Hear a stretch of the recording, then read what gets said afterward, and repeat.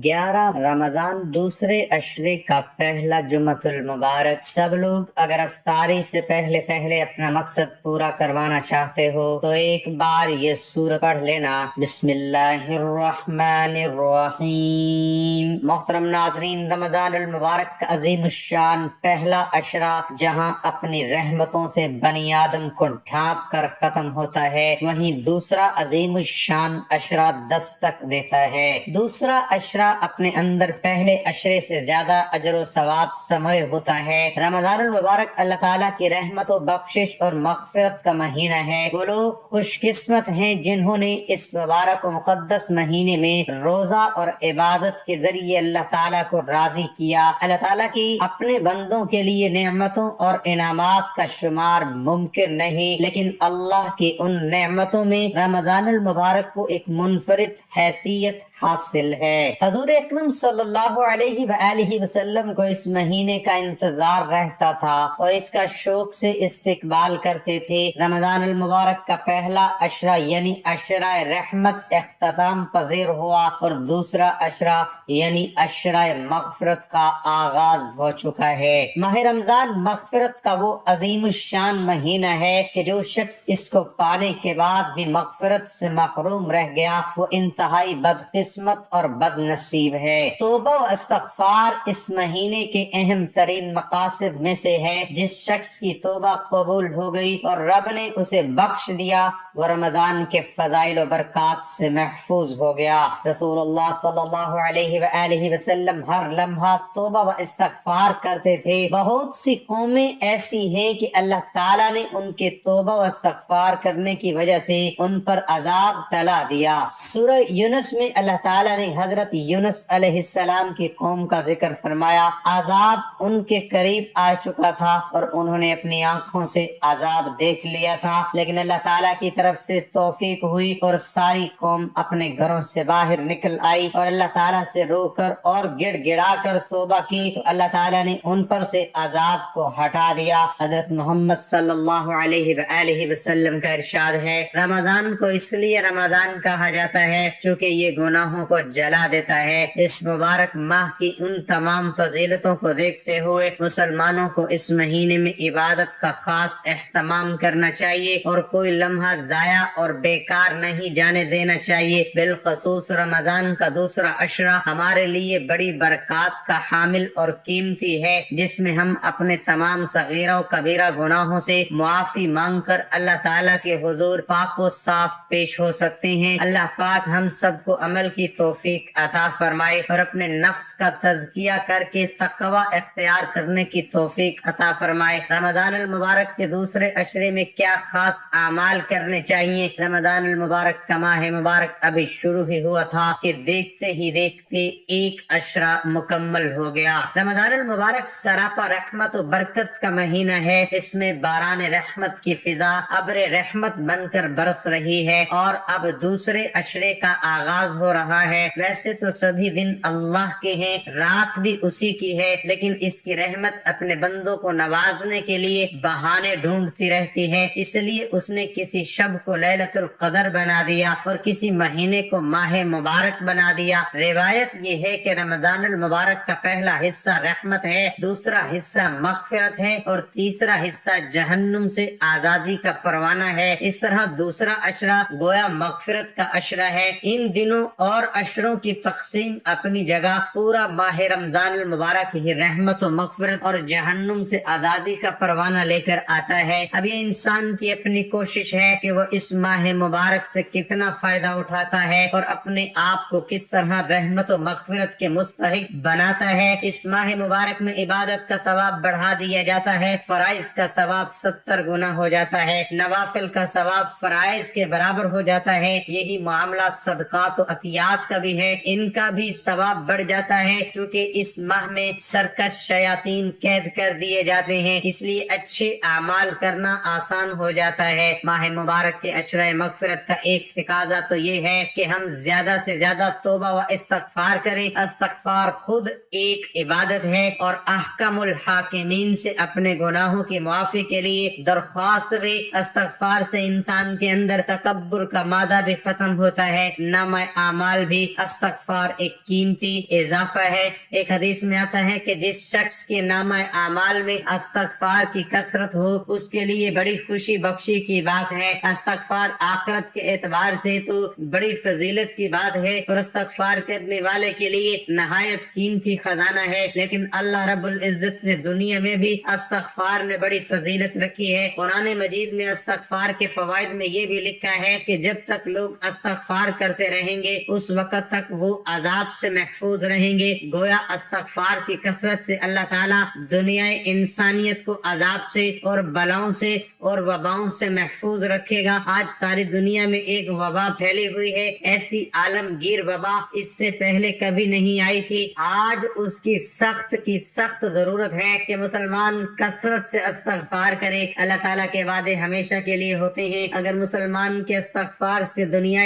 इंसानियत इस वबा से बच जाए तो ये बहुत बड़ी समाजी खिदमत भी होगी। कुरान मजीद की एक और आयत में है कि हजरत नूह अलैहिस्सलाम ने अपनी फौज से कहा कि तुम अपने रब से इस्तग़फ़ार करो, वो बहुत मग़फ़िरत करने वाला है, वो तुम पर बकसरत बारिश बरसाएगा, माल और औलाद से तुम्हारी मदद करेगा और तुम्हारे लिए बाग बनाएगा और तुम्हारे लिए नहरें जारी करे। इस आयत करीमा में और कुरान मजीद की और आयत में भी बहुत वाज़ेह तौर पर आया है कि इस्तग़फ़ार की बरकत से इंसान की दुनिया के सारे मसाइल हल हो जाएंगे। अल्लाह ताला उसको फक्र और मोहताजी से बचाएगा, उसको माल दौलत भी देगा और उसको दुनिया में कुव्वत और शौकत भी अता फरमाएगा। हदीस में भी इस्तग़फ़ार के फज़ाइल बड़ी कसरत से आए हैं। एक हदीस में इस तरह बयान किए गए हैं कि जो शख्स इस्तग़फ़ार को अपने ऊपर लाजिम कर लेगा तो अल्लाह ताला उसको हर रंजो गम से निजात देता है और उसको हर तंगी से निकलने का रास्ता बना देता है और उसे ऐसी जगह से रोजी अता करता है जहाँ से उसके वहम गुमान में भी नहीं होता।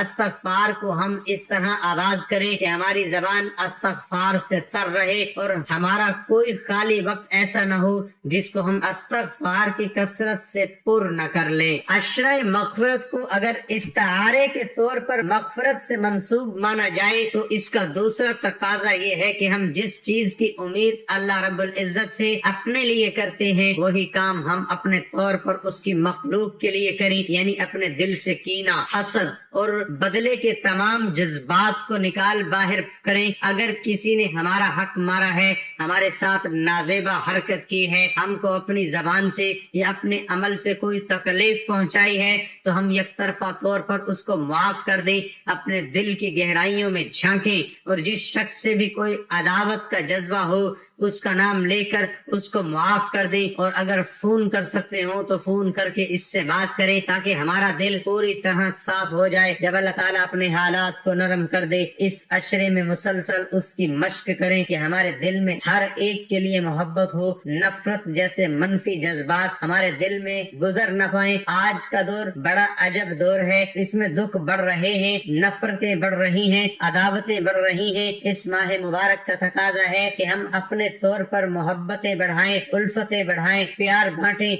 इंशाअल्लाह माह मुबारक की बरकत से हमको वो मिलेगा जो हम बांटेंगे। कुरान मजीद में है कि बड़ी बात को भी भली बात से दफा करो, यानी दूसरों की बात के जवाब में भली बात करो। उसका असर ये होगा जिस आदमी को तुमसे शदीद नफरत होगी वो भी तुम्हारा जिगरी दोस्त बन जाएगा। इस माह मुबारक के इस अशरे में हमको ये दो काम जरूर करने चाहिए। एक ये कि ज्यादा से ज्यादा इस्तग़फ़ार करें और दूसरा ये कि ज्यादा से ज्यादा लोगों को माफ करें। अगर हमने ऐसा कर लिया तो इंशाअल्लाह हम इस माह मुबारक से एक कीमती हिस्से के हकदार होंगे जो दुनिया और आखिरत दोनों जगह हमारे लिए भलाई का सबब होगा। ये अमल रमजानुल मुबारक के दूसरे अशरे का है। वैसे तो ये वाला वजीफा पूरे साल में आप कभी भी कर सकते हैं और किसी भी हाजत के लिए कर सकते हैं, तो ये दूसरा अशरा हमारे लिए बहुत कीमती है। तो इसका जो सबसे बेहतरीन और ताकतवर तरीन वजीफा किसी भी हाजत को पूरा करने के लिए, किसी भी मकसद को हासिल करने के लिए, वो मैं आपको बयान करूंगा। तो मेरे बच्चों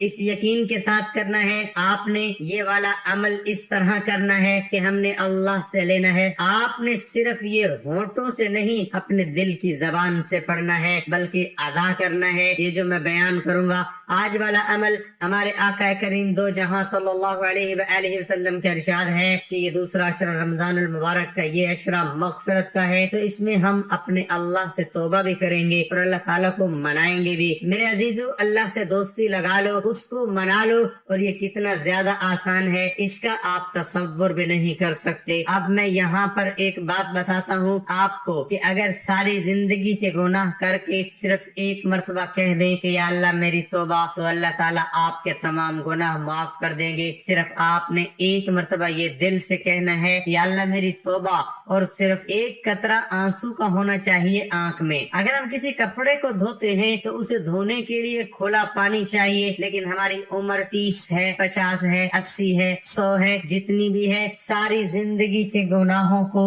دھونے کے لیے اللہ کہتا ہے کہ آنسو کا ایک قطرہ جو تیری آنکھ میں ہے باہر بھی نہ نکلے، اتنا دے دے، میں تیری ساری زندگی کے گناہ دھو دوں گا۔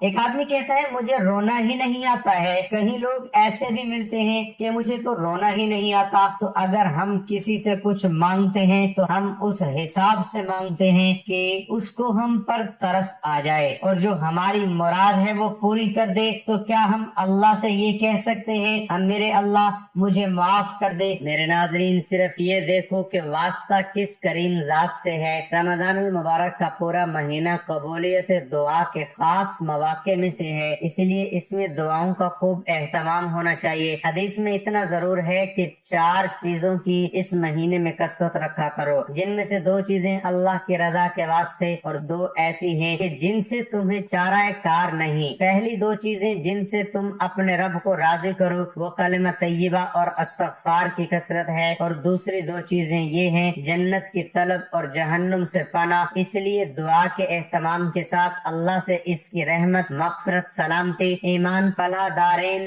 نیز ہر طرح کی خیر کا سوال بکثرت کرنا چاہیے۔ بعض بزرگوں سے پہلے اشرے میں رب اغفر ورحم وانت خیر الراحمین، دوسرے میں استغفر اللہ رب من کل ذنب واتوب الیہ، اور تیسرے میں اللہم انک عفو تحب العفو فاعف عنا کا اہتمام منقول ہے۔ یہ آخری دعا احادیث میں بھی طاق راتوں میں مانگنے کی ترغیب وارد ہے۔ حدیث پاک میں جو یہ فرمایا گیا ہے کہ احسان یہ ہے کہ تم اللہ کی اس طرح عبادت کرو گویا کہ تم اسے دیکھ رہے ہو۔ اس کا مطلب یہی ہے کہ عبادت کرنے والا اتنی توجہ دھیان اور خلوص سے عبادت کرے گویا کہ وہ اللہ تعالیٰ کو دیکھ رہا ہے، یعنی حقیقت میں تو نہیں دیکھ رہا، نہ ہی دنیا کے دائرے میں رہتے ہوئے ان فانی نگاہوں سے دیکھ سکتا ہے، بلکہ یہ سوچے کہ گویا اگر وہ اللہ تعالیٰ کو دیکھ سکتا تو اس کی توجہ، انحصار اور ایمان کس کامل درجے کا ہوتا۔ بس اتنی ہی توجہ دھیان سے نماز پڑھی، اور اگر یہ نہیں کر سکتا تو یہ تصور ہو کہ اللہ تعالیٰ کے سامنے کھڑا ہو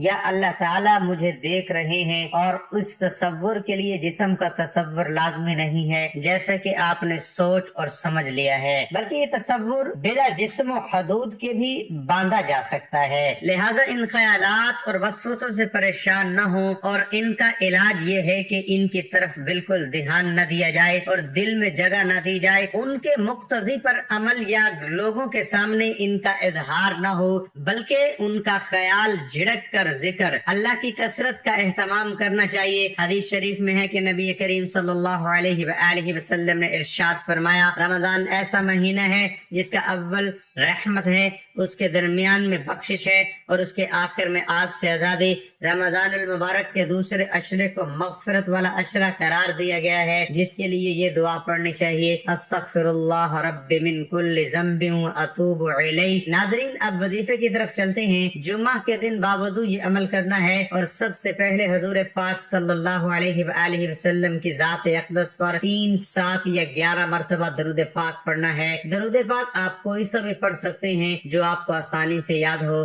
آپ صلی اللہ علیہ وآلہ وسلم بھی پڑھ سکتے ہیں، آپ صلی اللہ علی محمد بھی پڑھ سکتے ہیں۔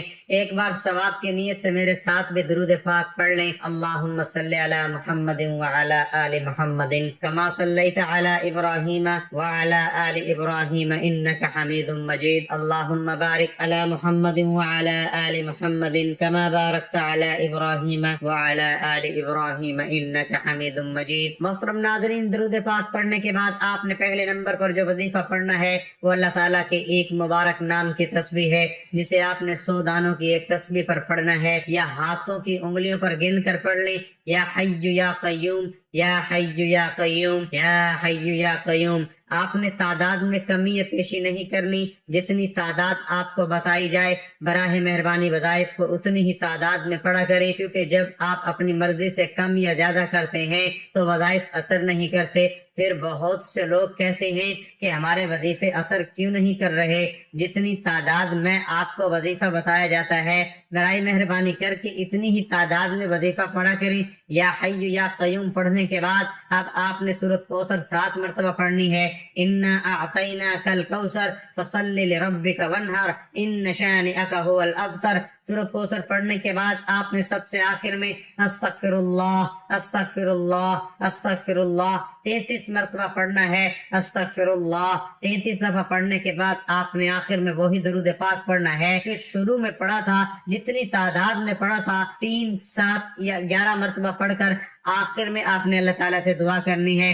آپ کا جو بھی مقصد ہو، جو بھی آپ کی حاجت ہو، وہ آپ نے اپنے ذہن میں رکھ کر اللہ تعالیٰ سے وہ مانگنا ہے جو آپ کو لگتا ہے کہ ناممکن ہے، کیونکہ یہ وظیفہ پڑھنے سے آپ کے تمام ناممکن کام ممکن ہو جائیں گے۔ اللہ والوں وظیفے کو کبھی نہ چھوڑنا، بھول کر بھی نہ چھوڑنا۔ اور اگر کوئی کہتا ہے مجھے فائدہ نہیں ہوا، تو میں آپ کو گارنٹی سے یہ کہہ سکتا ہوں کہ آپ نے وظیفہ کرتے ہوئے غلطیاں کی ہیں۔ میں یہ بار بار کہتا ہوں اور میری آنکھوں کے سامنے لوگ فائدہ لے رہے ہیں اور ہمیں بتا رہے ہیں آپ کو کیوں نہیں فائدہ ہوتا۔